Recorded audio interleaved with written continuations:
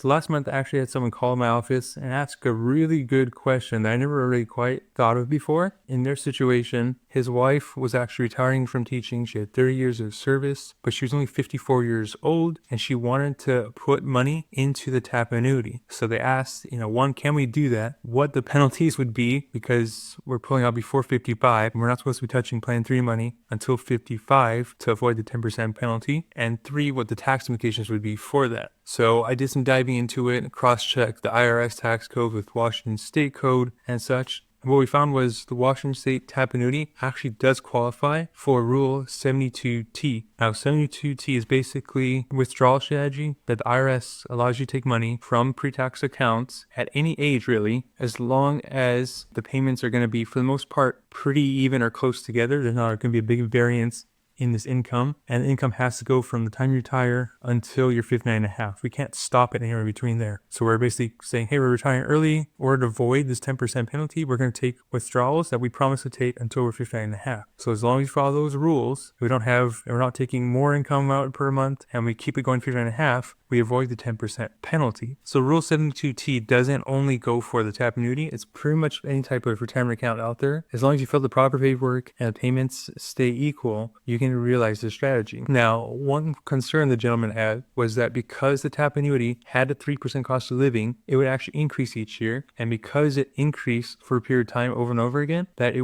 would have been outside the range of acceptable or more than what the IRS would consider reasonable increases to meet the substantially equal withdrawal or income payments. So he actually asked his CPA. The CPA reviewed it and told him that it didn't qualify, that the 3% cost of living adjustment was a disqualifier. Well, after doing my own research, talking to DRS, talking to my own CPAs, we determined that the 3% cost of living adjustment is considered normal and is well below the threshold to knock it out of being considered substantially equal. So in short, the TAP annuity, even with the 3% cost of living adjustment, still meets all the qualifications for Rule 72T. So this teacher that wanted to put money into the TAP annuity and start taking payments at 54 could 100% do that and not violate any of the rules, which means while this should still pay taxes on the income, it's not going to avoid the 10% penalty on it. So if you're considering buying into the TAP annuity early because you're fed up with education, you want to start retirement, you want your income to start now, you're okay with taking lower amounts, you just want some guaranteed income coming in, the TAP annuity still works at 54 and it lets you avoid that 10% penalty. In fact, taking income from the TAP annuity this early is probably the safer option than taking it from other sources under the same rule, because once you put money into the TAP annuity, it's hands off. If we have predetermined rates, we know exactly where income is going to be every single year going forward.